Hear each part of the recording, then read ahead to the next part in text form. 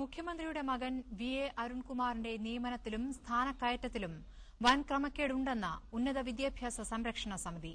വിവരാവകാശ നിയമപ്രകാരം ലഭിച്ച രേഖകളുടെ അടിസ്ഥാനത്തിലാണ് സമിതി രംഗത്ത് വന്നിരിക്കുന്നത്. ഐഎച്ച്ആർഡിയുടെ അഡീഷണൽ ഡയറക്ടറാണ് വി.എ. അരുൺകുമാർ. 12 വർഷം മുമ്പ് ഐഎച്ച്ആർഡിയിൽ അസിസ്റ്റന്റ് ഡയറക്ടറായി നിയമിതനായ വി.എ. അരുൺകുമാറിന് ജോയിന്റ് ഡയറക്ടറായും അഡീഷണൽ ഡയറക്ടറായും സ്ഥാനക്കയറ്റം നൽകിയത് ക്രമവിരുദ്ധമായാണെന്നും ഇടയ്ക്ക് മാനദണ്ഡങ്ങൾ ലംഘിച്ചാണ് കയർഫെഡ് എംഡിയായി ഡെപ്യൂട്ടേഷൻ നൽകിയതെന്നും ഉന്നത വിദ്യാഭ്യാസ സംരക്ഷണ സമിതി ആരോപിക്കുന്നു.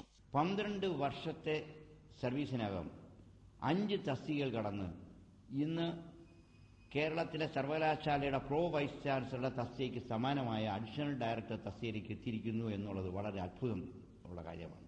ജോയിന്റ് ഡയറക്ടറായുള്ള സ്ഥാനക്കയറ്റത്തിനു വേണ്ടി നിശ്ചിത യോഗ്യതയില്ലാത്തതിനാൽ അനധികൃതമായി പ്രിൻസിപ്പൽ നിയമനം നേടിയെന്നും ഒരു ദിവസം പോലും പ്രിൻസിപ്പലായി ജോലി നോക്കാതെ ജോയിന്റ് ഡയറക്ടറുടെ ചുമതല ഏറ്റെടുത്തുവെന്നുമാണ് മറ്റൊരു ആരോപണം. പ്രിൻസിപ്പൽ നിയമനത്തിനു വേണ്ടി താൽക്കാലിക പരിചയമുള്ളതായി രേഖ നൽകുകയും ചെയ്തു.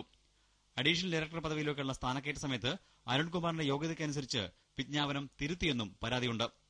നോട്ടിഫിക്കേഷൻ രണ്ടാമത് പുറപ്പെടുവിക്കുകയും ക്വാളിഫിക്കേഷൻ നിശ്ചയിക്കാതെ അപേക്ഷ വിളിച്ചു. അതിനകത്ത് ജോയിന്റ് ഡയറക്ടർമാരെന്നും പ്രിൻസിപ്പൽമാരെന്നും അപേക്ഷ സ്വീകരിക്കുമെന്ന് പറഞ്ഞുകൊണ്ട് പുതിയ ഒരു അപേക്ഷ സ്വീകരിച്ചതിന് ശേഷം അദ്ദേഹത്തെ 1ാം റാങ്ക് നൽകി അഡീഷണൽ ഡയറക്ടറായി നിയമിക്കുകയായിരുന്നു.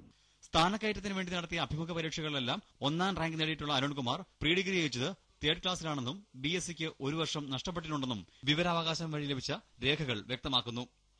മനോരമ